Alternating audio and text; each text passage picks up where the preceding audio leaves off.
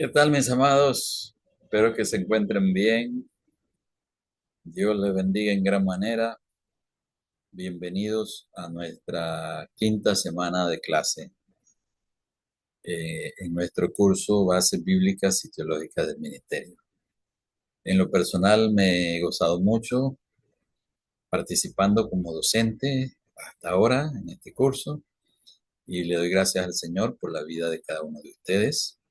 Recuerden que estoy para servirles, para apoyarles en todo lo posible para que puedan continuar en estas 2 semanas que nos faltan y concluir este curso con éxito. Sobre todo, he estado orando que Dios les edifique en gran manera por medio de su palabra y todo lo que estamos estudiando a través de este precioso curso.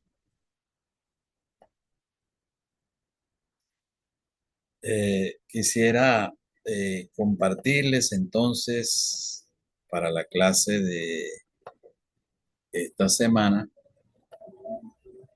Ya estamos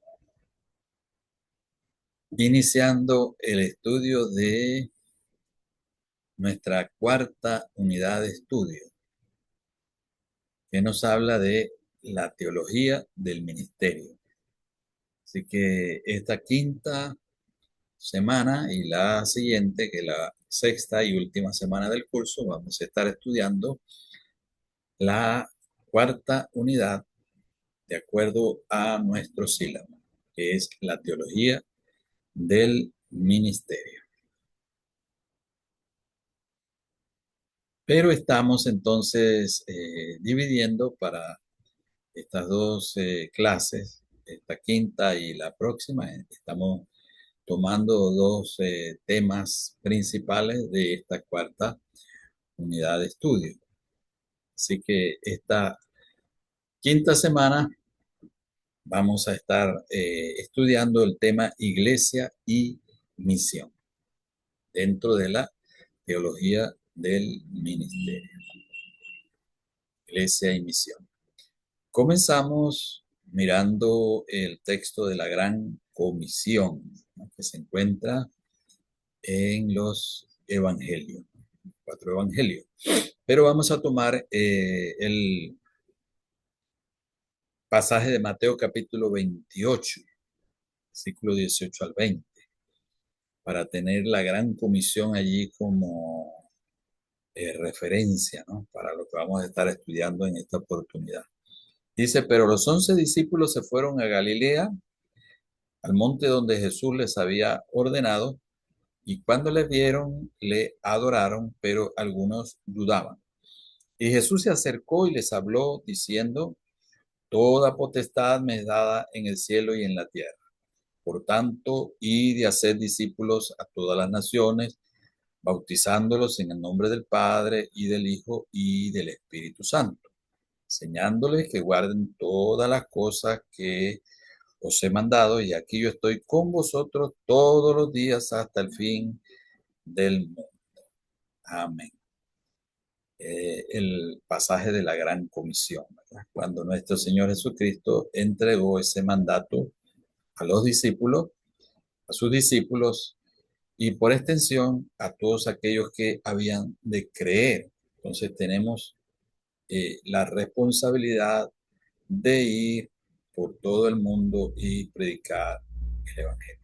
Es decir, como comunidad, como iglesia, como cuerpo de Cristo, tenemos la responsabilidad de ir, de participar de alguna manera en esa gran comisión. No es necesario salir de nuestra comunidad, de nuestra ciudad o de nuestro país para cumplir esa gran comisión, sino que cada uno podemos participar en alguna forma. Como se dice, la gran comisión es para todos. Entonces, eh, avancemos en este tema, iglesia y misión, para mirar en primer lugar qué es la iglesia. La iglesia es el término como tal es la traducción del griego eclesia, que tiene el significado de la reunión de los que han sido llamados. o también se puede decir asamblea. Era un término griego usado para las reuniones de la comunidad, ¿no? Las reuniones públicas, ¿no? Cuando se llamaba a toda la comunidad a una reunión. En la Septuaginta, o la versión de los 70, que fue la versión que usaron los primeros cristianos, se usa este término eclesia para referirse a la asamblea o la congregación de Israel. Así que podemos pensar que en cierto sentido la iglesia viene desde el Antiguo Testamento, siendo entonces la asamblea o la congregación de Israel la iglesia de Dios. En el Nuevo Testamento vemos primeramente el pasaje de Hechos capítulo 7, lo que fue el discurso, el mensaje de Esteban cuando le martirizaban, cuando estaban a punto de martirizarle, y él hizo aquel recuento de toda la historia de Israel y habló de la iglesia en el desierto o la congregación en el desierto. Entonces allí aparece ese término eclesia, ¿no? Nuevamente vemos asignado el término también el pueblo de Israel. Jesús usó solamente 2 veces la palabra iglesia. Esto fue en Mateo capítulo 16, versículos 13 al 20 y en Mateo 18, versículo 17. Los discípulos de Jesús formaron el núcleo originario de la iglesia. Fue con los discípulos de Jesús que se inició la iglesia como tal, la iglesia del Señor Jesucristo. Jesucristo es el fundamento de la iglesia. Y allí tenemos ese pasaje de Mateo 16, cuando Pedro exclamó y dijo, tú eres el Cristo, el Hijo del Dios viviente. Respondiendo a aquella pregunta de Jesús, ¿quién dice la gente que soy? Y él dijo, tú eres el Cristo, el Hijo del Dios viviente. Y esa revelación que Jesús llamó a esa revelación roca, ¿no? Sobre esta roca edificaré mi iglesia, la roca de esa revelación de que Cristo es el Hijo de Dios, es el fundamento como tal, ¿no? No la declaración, sino Jesús, el fundamento de la iglesia, ¿no? La roca sobre la cual Dios edifica su iglesia. El Pentecostés ha sido considerado como el nacimiento de la iglesia. Ese evento que nos narra Hechos capítulo 2, entonces se considera como el inicio de la iglesia como tal, cuando vino el Espíritu Santo sobre los primeros cristianos, y ahí entonces se inició todo el movimiento de Espíritu Santo para la habilitación del pueblo, de la comunidad, de los creyentes, para predicar el Evangelio, cumplir con el propósito de entregar las buenas nuevas de salvación a toda criatura. Podemos mirar entonces qué es la iglesia a través de esta definición de Kaiser. Dice que la iglesia es el cuerpo de personas que han confesado a Jesús como Hijo de Dios y han creído y confiado en Él como su Salvador, poniéndose bajo su dirección para ejecutar sus propósitos en el mundo. Entonces, es el cuerpo o la comunidad de personas, ¿no?, que han creído en Jesucristo y que se han unido para entonces ejecutar su, sus propósitos en el mundo, ¿no? En este caso, en un sentido general, hablamos de la gran comisión como el gran mandato del Señor y el gran propósito que tiene el Señor con la iglesia.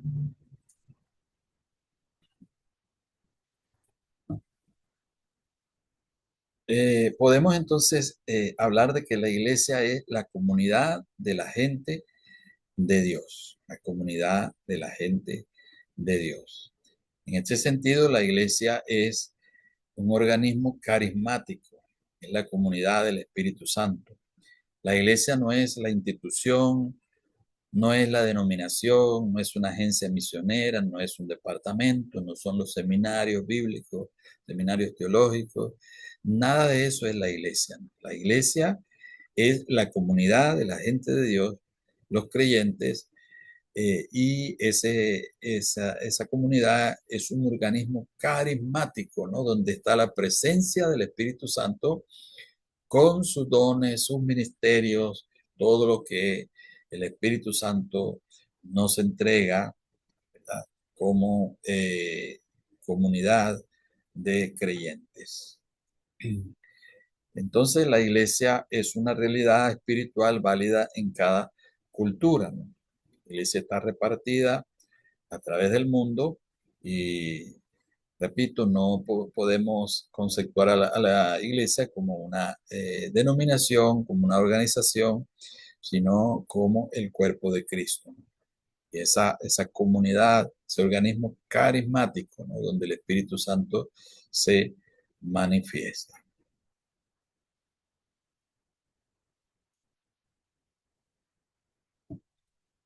Ahora pensemos, ¿cuál es la misión de la iglesia? Y para analizar esta pregunta, para responder esta pregunta, enfoquémonos primero en el término Missio Dei. Este término fue acuñado en 1934 por el misiólogo Karl Hansenstein, un misiólogo alemán. Y él acuñó en sus estudios, en sus escritos, este término Missio Dei, que significa la misión de Dios, en contraposición a un término que se venía usando en misiología tradicionalmente, que era lo que el término latino, la missio ecclesiae, ¿no? Se refería a la misión de la iglesia, pero hacía énfasis en la iglesia, no en Dios. Ahora, Harsenstein enseñó que la misión, de acuerdo a las escrituras, es la misión de Dios, ¿no? Y nosotros somos solamente colaboradores en la misión de Dios, ¿no? Entonces, el que inicia la misión como tal, la misión está en el corazón de Dios, ¿no? Desde el Antiguo Testamento. Él llama a un pueblo a colaborar en esa misión, en el Antiguo Testamento, el pueblo de Israel. Y recordemos que hablamos en una clase pasada de la misión del pueblo de Israel como una misión centrípeta, ¿no? No un pueblo que salió a compartir una buena nueva, una enseñanza a las naciones, sino un pueblo que iba a servir de faro, de referencia moral, de justicia, de rectitud, de santidad para las naciones, ¿verdad? Entonces, en ese sentido hablamos de una misión centrípeta, ¿no? Una misión hacia adentro, ¿no? Donde Israel era referencia para las naciones, ¿no?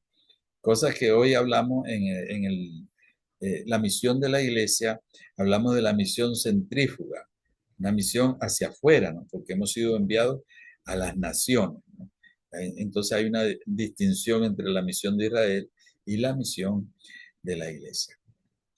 Entonces, volvemos al término. Missio Dei se refiere a la misión de Dios, ¿no? Como tal, hace el énfasis en que la misión le pertenece a Dios. Dios es el autor de la misión. Está la misión en el corazón de Dios y Él nos ha llamado a colaborar en esa misión. La misión entonces deriva de la misma naturaleza de Dios, ¿no? Del amor de Dios, del amor redentor de Dios hacia el mundo, y entonces Él nos ha llamado a colaborar en esa misión, en esa iniciativa. Nosotros somos llamados a una participación activa en el enviar de Dios. Y en este sentido podemos decir que somos enviados por Dios, ¿no? Para participar entonces en la realización de su misión. Dios Padre enviando al Hijo y Dios Padre y el Hijo enviando al Espíritu Santo. Vemos la misión trinitaria, ¿no? La misión de la Trinidad. Dios Padre enviando al Hijo y Dios Padre y el Hijo enviando el Espíritu Santo, ¿no? Y luego encontramos el Padre, el Hijo y el Espíritu Santo enviando a la iglesia al mundo. Entonces nosotros somos participantes de esta misión trinitaria, ¿no? De todo lo que Padre, Hijo y Espíritu Santo hacen en su misión redentora, entonces nos ha llamado a nosotros a colaborar, a participar de esa misión. Nosotros no la determinamos, esa misión, no es de nuestra autoría, sino que es la misión de Dios en la cual nos ha llamado a participar.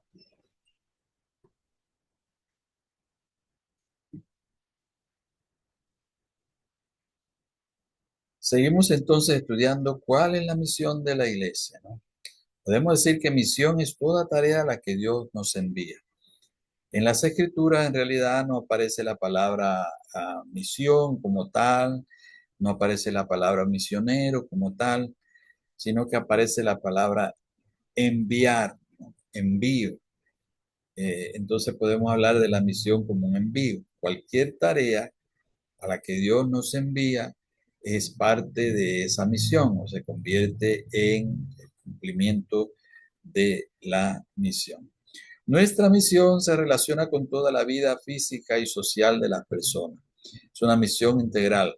Recordemos que hablamos creo que en la clase pasada, hablamos de las 6 dimensiones de la plenitud, la cual nosotros debemos como ministros servir o trabajar, ¿no?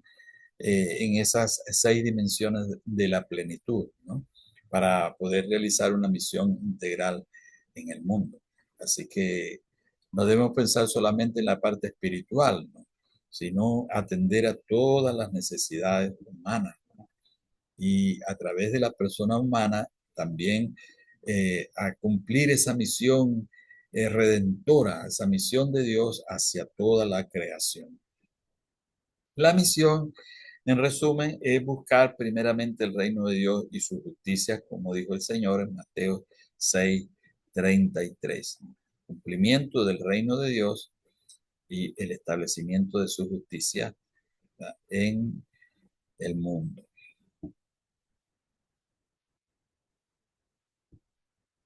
Podemos entonces, a través de esta cita que tenemos acá, vamos a leerla para concluir esta partecita de lo que es la misión de la iglesia. Dice, la iglesia misional es una comunidad del pueblo de Dios que se define a sí misma y organiza su vida en torno a su propósito real de ser un agente de la misión de Dios en el mundo. En otras palabras, el verdadero y auténtico principio organizador de la iglesia es la misión. Cuando la iglesia está en misión, es la verdadera iglesia. Cuando la iglesia está en misión, es la verdadera iglesia. Entonces hablamos de la iglesia misional, ¿no?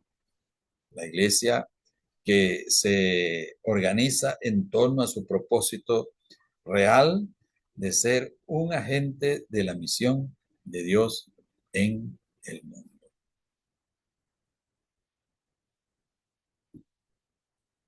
Vamos a través de estos dos pensamientos de Snyder que estamos usando esta semana, 12 documentos, 12 escritos, ¿no?, que hemos seleccionado de Howard Snyder, ¿no?, uno de su libro La Comunidad del Rey. Tenemos también otro artículo. Entonces, él dice, Jesús dedicó más tiempo a la preparación de una comunidad de discípulos que a la proclamación de la buena nueva. Y eso es muy importante pensar en eso, ¿no? Lo necesario que es la preparación de una comunidad de discípulos con el propósito de cumplir lo que es la gran comisión. Entonces no puede haber un cumplimiento de la gran comisión como tal si no hay una comunidad de discípulos como tal. Así que nosotros como pastores, como ministros, siervos de Dios, como líderes, Tenemos que preocuparnos en cuanto a la preparación de esa comunidad de discípulos, ¿no? A lo cual nos ha llamado el Señor. Y el Señor Jesús nos da entonces el modelo, ¿no? Como Él invirtió tiempo en la preparación de discípulos, como Él se dedicó a que ellos estuviesen bien capacitados en el propósito de cumplir aquel encargo que Él habría de dejarles, ¿no? El gran encargo, que fue la gran comisión. Dice también Snyder, un creyente puede ser un testigo efectivo solo en la medida que él o ella experimente la vida común de la iglesia, que lo capacita para testificar. Aquí vemos lo importante que es la vida comunitaria, ¿no? El sentido comunitario para el creyente. Entonces, es en la comunidad, a través del ejercicio de los dones, a través de los ministerios, de todo lo que es la dinámica de la iglesia como tal, donde el creyente puede prepararse como tal, capacitarse para ser un testigo efectivo, ¿no? Si no hay vida comunitaria, si no hay participación en la comunidad, si no hay nutrición, ¿no?, de esa vida del cuerpo y al mismo tiempo esa interacción con los otros miembros del cuerpo, no se puede ser realmente un testigo efectivo. Nadie puede cumplir entonces la gran comisión por sí solo, ¿no?, de una forma solitaria, sino que siempre se depende de la vida comunitaria, la vida de la comunidad de fe para el cumplimiento de esa gran comisión, ¿no? Qué pensamientos tan importantes. Bueno, ya con esto vamos a terminar cuanto a lo que es el sentido comunitario del ministerio, ¿no?, que es como la conclusión de esta clase, ¿no? De lo que es la iglesia y misión. Hemos definido lo que es la iglesia, también hemos definido lo que es la misión de la iglesia, que en realidad no es la misión de la iglesia, sino que es la misión de Dios, la missio Dei, ¿verdad? Entonces, hablamos de, podemos hablar de, para entender ese sentido comunitario, ¿no?, del ministerio, hablar primero de lo que es entender el concepto de pueblo de Dios, ¿no?, en las escrituras. Es importante entender el concepto de pueblo de Dios. Recordemos que viene desde el Antiguo Testamento, ¿no? La congregación de Dios, el cuerpo, hablando del Nuevo Testamento, es el cuerpo, como dice el apóstol Pablo, compuesto con diferentes miembros, con sus características particulares y con la medida de gracia que Dios ha repartido a cada uno de esos miembros del cuerpo. Y dice él a los Efesios, cuando habla en Efesios capítulo 4, ¿no?, que es ese cuerpo bien concertado y unido, ¿verdad?, funcionando para cumplir los propósitos o el propósito por el cual Dios lo diseñó, ¿no?, o para el cual Dios lo tiene en este mundo. Tenemos entonces que recordar el modelo de Cristo con sus discípulos, ese modelo de Cristo formándolos, preparándolos, alimentándolos, nutriéndolos, llevándolos a un desarrollo para que ellos pudieran entonces cumplir el encargo que Él les dio, ¿no? Tenemos también el ejemplo de la iglesia primitiva, ¿no? Cuán importante es esa enseñanza en el Nuevo Testamento de lo que fue la iglesia primitiva como comunidad, ¿no?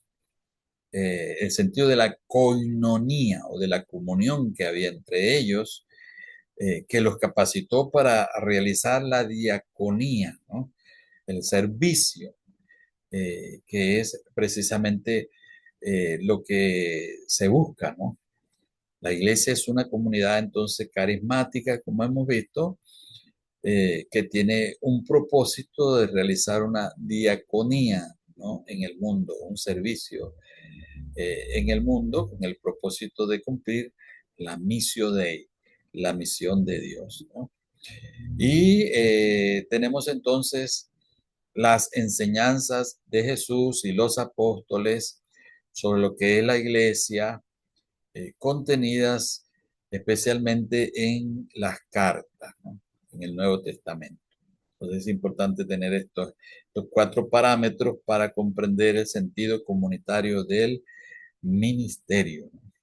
Concepto de pueblo de Dios, el modelo de Cristo con sus discípulos, el ejemplo de la iglesia primitiva y las enseñanzas de Jesús y los apóstoles contenidas en las cartas. Bueno, mis amados, gracias al Señor porque nos ha permitido avanzar hasta este tiempo, hasta esta quinta semana en nuestro curso Bases Bíblicas y Teológicas del Ministerio. Yo espero que el Señor les continúe bendiciendo, que esta clase de esta semana también sea de mucha edificación para ustedes. Dios les bendiga.